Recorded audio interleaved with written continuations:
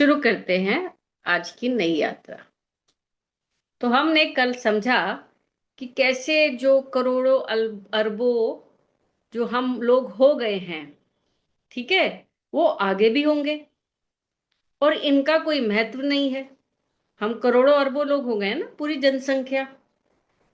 ये वैसे ही है जैसे बारिश के मौसम के कीड़े आते हैं, अपना प्राकृतिक जीवन जीते हैं, फिर जाकर के वह किसी दिए में, किसी बल्ब में जाके भस्म हो जाते हैं। ना उनके जीवन का कोई महत्व है और ना ही उनकी मौत का कोई महत्व है। ठीक है।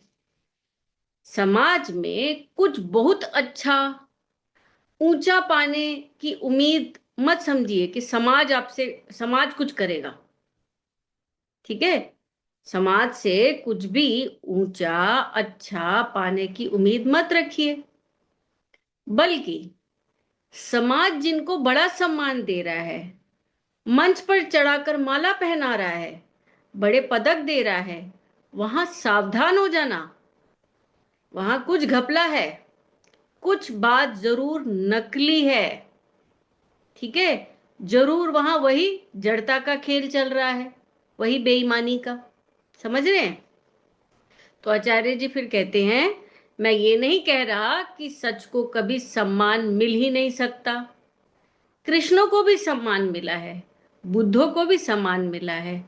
मैं बस ये कह रहा हूं, कृष्ण को सम्मान मिलता है बड़ी कड़ी मेहनत करके, पहाड़ के ऊपर जाकर विजय करके, पर्वत पर्वत आरोहण करके वहां जाके झंडा फहराते हैं। समझ रहे हैं? तो जो बाकी सब 90% लोग हैं, बुद्ध कृष्ण जैसे 1% लोग हैं, बाकी के जो 99% लोग हैं, ठीक है, जो सम्मानित है, उनको बहुत अधिक आसानी से सम्मान मिल जाता है। 99 आज की डेट में आसानी से सम्मान मिल जाता है, हम देख रहे हैं। ठीक है। उन्हें सिर्फ इस बात का सम्मान मिल जाता है कि वो बिके हुए बेईमान लोग हैं, सच्चे लोग नहीं मिलेंगे। तो बात समझ में आ रही है? क्लियर है? तो आज हम अब नए अध्याय पे चलते हैं, जो कि है कि नचिकेता का पिता को उपदेश। क्लियर? अभी तक हमने बात की कि वो पूछ रहा है कि आप मुझे किसको दोगे, बूढ़ी गाय दे रहे हो। तो अब यहाँ पे वो अपने पिता को एक थोड़ा उपदेश देना शुरू करता है, समझाने की कोशिश करता है। ठीक है। तो हम उसको अपने जीवन से भी कनेक्ट करके देखेंगे। तो यहाँ पे एक श्लोक आता है और उस श्लोक का अर्थ है कि वो अपने पिता को कह रहा है कि गौर से देखो, वो सब जो अतीत में रहा है, मतलब पास्ट में रहा है, और वो सब जो भी अतीत में नहीं है, जो अभी समक्ष है, प्रत्यक्ष है। ठीक है। जैसे इस प्रकृति में ये उत्पत्ति और विनाश का सारा खेल चक्र चलता रहता है, वैसा ही मनुष्य का जीवन भी है। हम उत्पन्न होते हैं, हम जन्मते नहीं हैं, हम विनिष्ट होते हैं, हम मरते नहीं हैं। ठीक है। तो यहाँ क्या कहना चाहता है आचार्य? तो यहाँ पे बहुत ही इंपॉर्टेंट बात है कि नचिकेता अपने पिता को ये कह रहा है कि जो अतीत में, अतीत मतलब पास्ट में, जो पास्ट में चला गया, माने हमारे पूर्वज, और जो आज प्रत्यक्ष है, हमारे सामने खड़ा है, ठीक है, उन दोनों को एक साथ मिलाकर देखो। जो पास्ट में बीत गई बातें और जो आज हमारे सामने खड़े हैं। पास्ट में कौन गए? हमारे पूर्वज। सामने कौन खड़े हैं? पिताजी। क्लियर है? माने जो अपने पूर्वज हैं और जो अभी सामने हैं, जीवित लोग हैं, उनको देखो। ठीक है। और यहाँ पे वो ये कहना चाहते हैं कि इतिहास गवाह है कि जो भी इस संसार में आया है, वह समय के साथ विलीन हो जाता है। विलीन। ठीक है। प्रकृति के यहाँ पर शाश्वत नियम को समझाते हैं। ठीक है। वो कहते हैं कि मनुष्य खेती के अनाज की तरह होता है। जैसे खेत में लगा हुआ अनाज पककर नष्ट हो जाता है और फिर दोबारा से वो पैदा हो जाता है। क्लियर है? क्यों पैदा हो जाता है? उसके बीज बीज गिर जाते हैं तो अपने आप पैदा हो जाता है।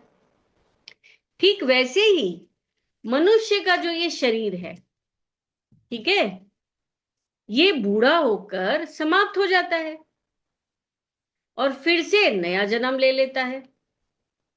यह प्रकृति में परिवर्तन और चक्र चलता रहता है। तो प्रकृति में परिवर्तन क्या है? बच्चा जन्मा, जवान हुआ, फिर बूढ़ा हुआ, फिर मर गया। ठीक है? तो ये चक्र चल रहा है, लगातार लगातार चल रहा है, चल रहा है, चक्र, लूप है, लूप।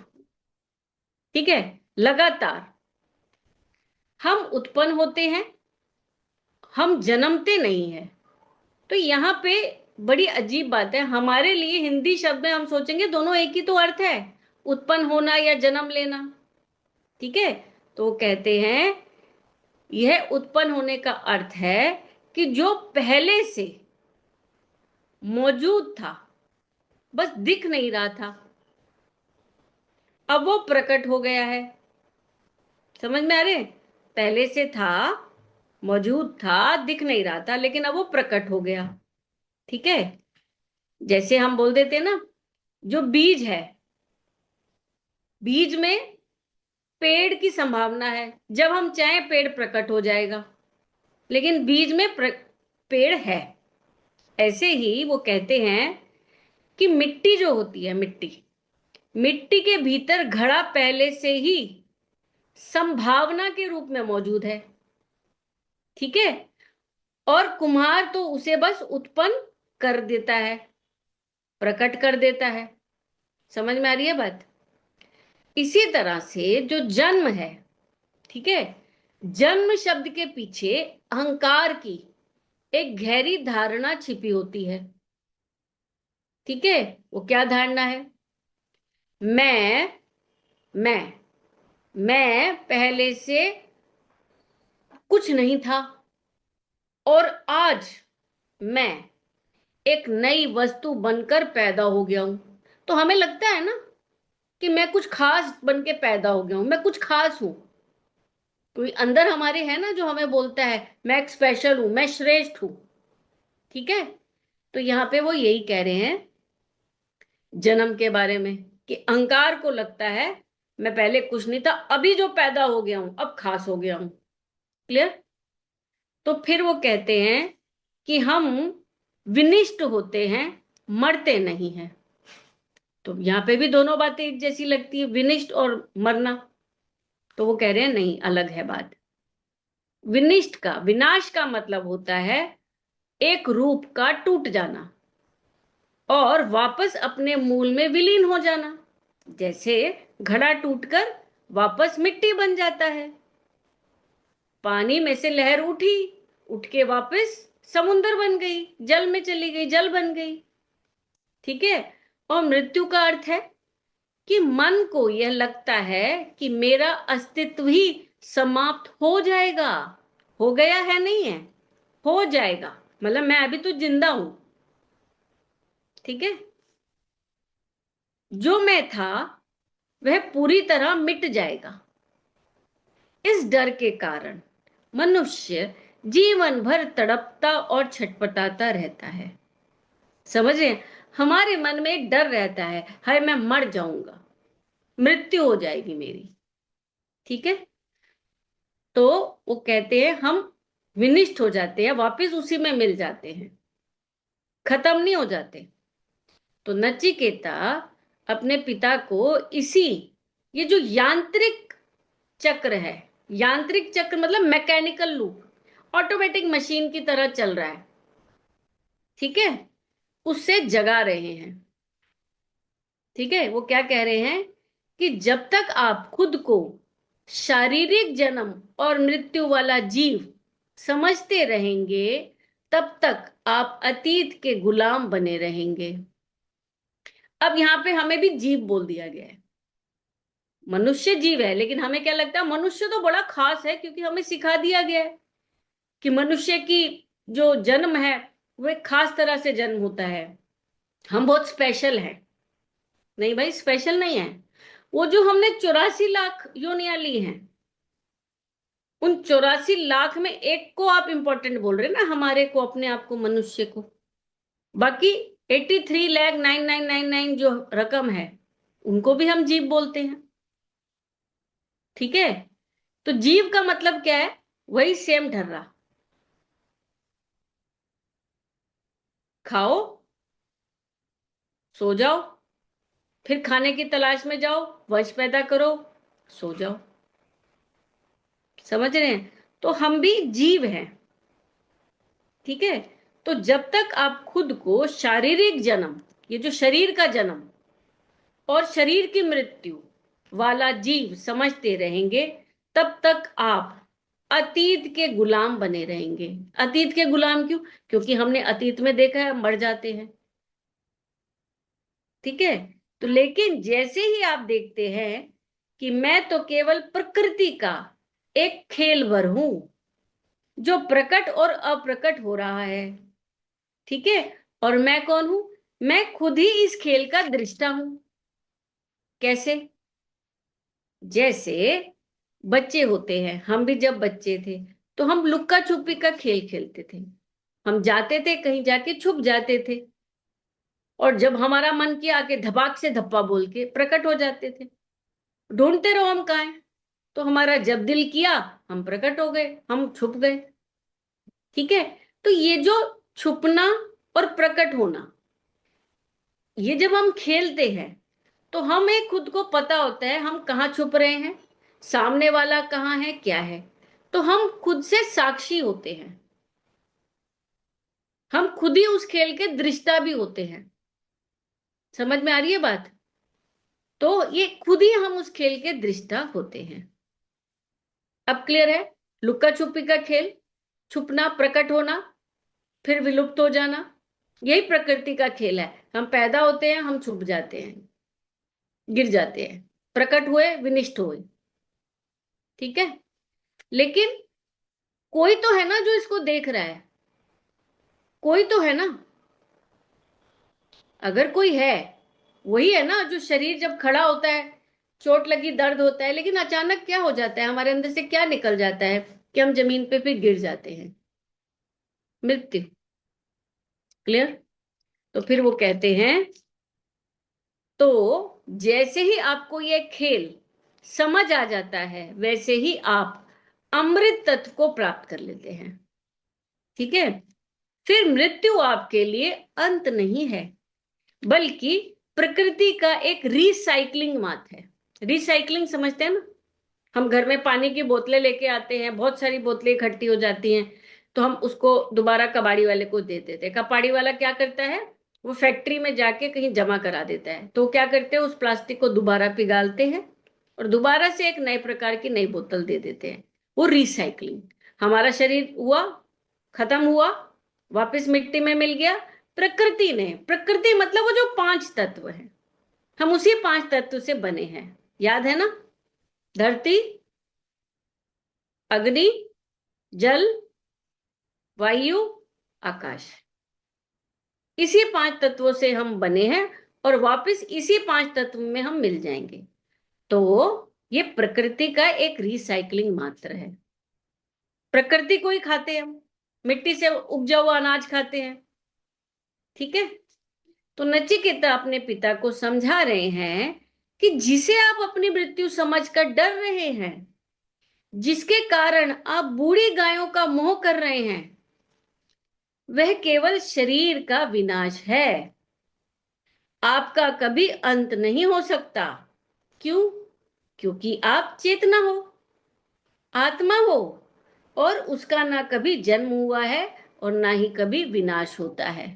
तो आप कौन हो? उस खेल को देखने वाले दृष्टा हो। क्लियर? तो नचिकेता अपने पिता को आईना दिखा रहे हैं। क्यों दिखा रहे हैं? ताकि उनकी जो मूर्छा है ये टूटे। बेहोशी में कर रहे हैं ना ये, वो टूटे।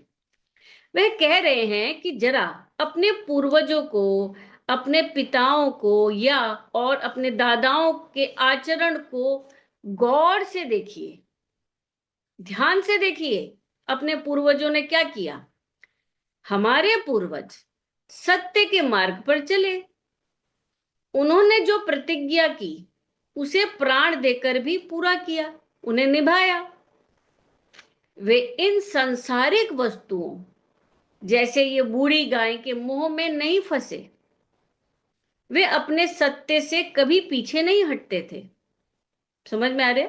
बहुत कहानियां पढ़ी है ना हमने, प्राण जाए पर वचन ना जाए, है ना, श्री राम जी की कहानियां सुनी हमने।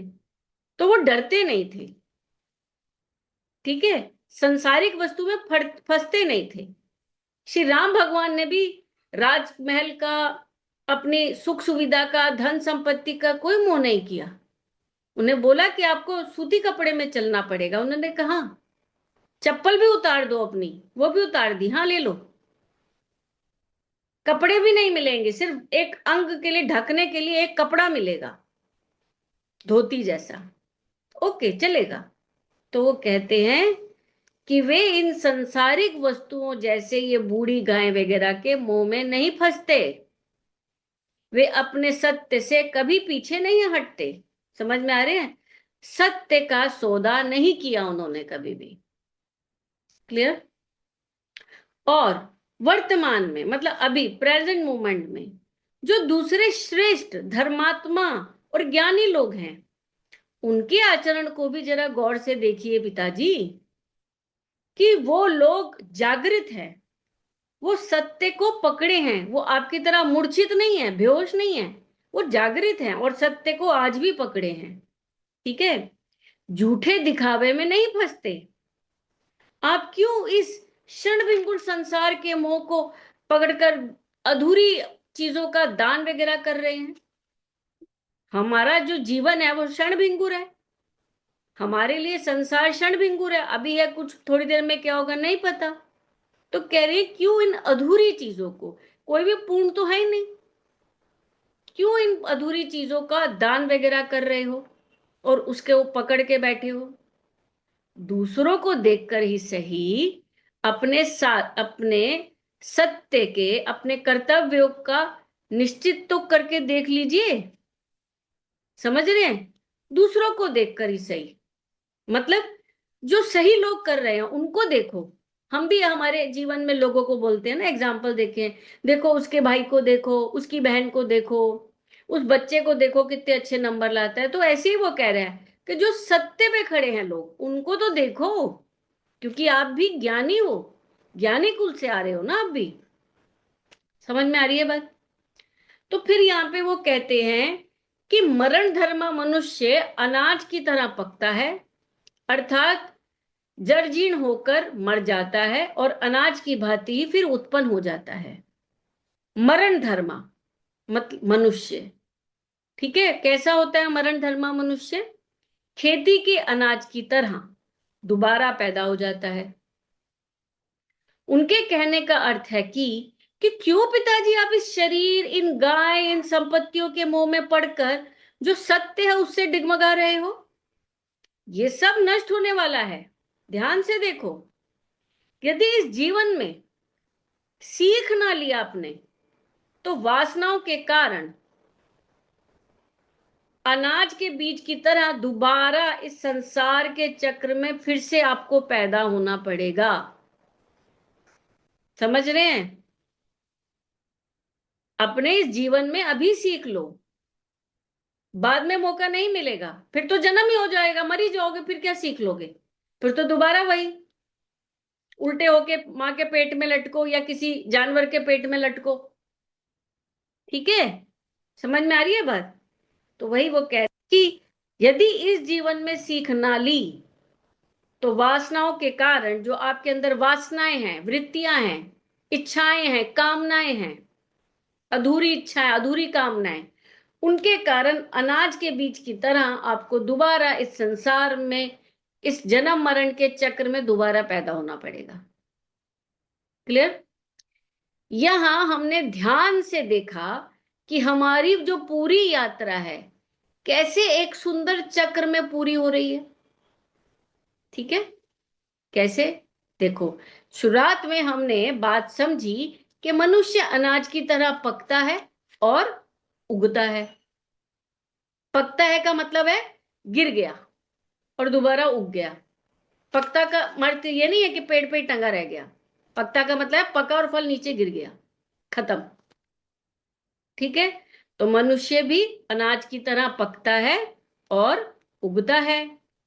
फिर हमने क्या समझा? मन की चालाकी को समझा कि कैसे मन इस चक्र से मुक्त होने की बजाय सुरक्षा के नाम पर, चक्र से हम मुक्त नहीं होना चाहता मनुष्य, ये मन की चालाकी है हमारे। शरीर की तो कोई चालाकी नहीं ना, शरीर है जो एक कार है, जो हमने पढ़ा आधुनिक कार है। कार की अपना क्या है? कुछ नहीं है। कोई है ना जिसको डर लगता है? तो वही है मन की चालाकी, कि कैसे हमारा मन इस चक्र से मुक्त होने की बजाय, जन्म मरण के चक्र से मुक्त होने की बजाय, सुरक्षा के नाम पे, अपने आप को जीवित रखने के नाम पे, बचा रहने के नाम पे, बासी सुख और दोहराव, रिपीटेशन की मांग करता रहता है। समझ में आ रही है? बासी सुख, वही सुख चाहिए जो पहले मैंने भोगा था। कब भोगा था? जब मैंने बचपन में भोगा था, जब मैं छोटा था, कितना मजा आता था। वही बासी सुख चाहिए। ठीक है, हम बोलते हैं ना आज भी, अरे वो बचपन के दिन बड़े अच्छे थे। तो हमें वही रिपीट करना है, वही बचपन, उसी को याद करते हैं, दोहराव।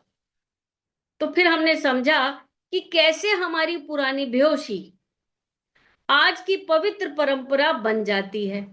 हमारी बेहोशी परंपरा बन गई। बेहोश हैं हम उन्हीं वासनाओं में, बासी सुख में, होश नहीं है। फिर वही परंपरा बना ली हमने। कैसे हम मनुष्य इस सोने की चिड़िया के पिंजरे में ही अटके रहते हैं। समझ रहे हैं? सोने की चिड़िया के में ही हम अटके रहते हैं, फंसे हैं ना इस सोने की चिड़िया। सोने की चिड़िया मानते हैं ना हम इस शरीर को, सोने का पिंजरा। और हम भी सोने की चिड़िया ही हैं, लगता है ना हमें। तो नचिकेता इसी जाल को काटते हैं। वह अपने पिता को यह कह रहे हैं कि अतीत को, पास्ट को अपनी महिमा मंडल या अहंकार की कहानी की तरह मत देखो। अतीत की से एक सीख लो। अतीत को एक सीख की तरह देखो, अपने पास्ट को, भविष्य जो हमारा भूतकाल हो गया, हमने गलती की या हमने कुछ भी किया, उससे सीखो। देखो कि सब कुछ नष्ट होने वाला है। जब मनुष्य इस मरण धर्मा संसार की यांत्रिकता और नश्वान, खत्म होने वाला, नश्वर है, स्वभाव को पूरी तरह से देख लेता है, तो वह फिर जो चार पाए की तरह रेंगना बंद कर देता है। जानवर होता है ना, चार पाए पे चलता है, उसकी तरह रेंगना बंद कर देता है और वो सीधे दो पैर पे खड़ा हो जाता है और सत्य की राह पर चलता है। क्यों चार पाए बोले हैं? दो हमारे हाथ, दो पैर, बन गए हम ऐसे डॉग की तरह। चारों हाथ से हमें लपेटना है, सब हाथ से, पैर से, सब लेना है, लेना है, हाय हाय हाय हाय। और सत्य क्या है? अरे वो तो देखना ही नहीं ना, बात मत करो। तो आपने कभी नहीं देखा होगा अपने अपने घरों में भी कि कभी जिंदा रहते घर में ये बोला हो राम राम सत्य है। डरते हैं लोग मरने के बाद बोलना, जब मर जाएंगे ना तब बोलना। अरे जब मर ही गए तो अब क्या बोले कि राम राम सत्य है? अब क्या बोले? तो कोई भी अपने परिवार में किसी को भी टोकता नहीं है, इसीलिए कि बोलेंगे तो मारेगा। भैया जैसे कर रहा है उसे, ये जो सारा मरण धर्म संसार है, खत्म होने वाला संसार है, उसी में सुख है, उसी को सत्य मान के उसी में लिपटा हुआ है, तो रहने दो। कहेंगे बुरा मान जाएगा, हमें गाली देगा, जो पानी पिला रहा है वो भी नहीं पिलाएगा। तो इसीलिए कहते हैं कि लोग मरने के बाद ही लोगों को बोलते हैं राम राम सत्य है, क्योंकि जिंदा बोलेंगे तो मारेगा। समझ रहे हैं? मारेगा। क्यों याद दिला दिया? याद मत दिलाओ, हमारी बेहोशी मत तोड़ो, हम मूर्छा में ठीक हैं। समझ में आ रही है बात? तो आज के लिए इतना, बाकी कल।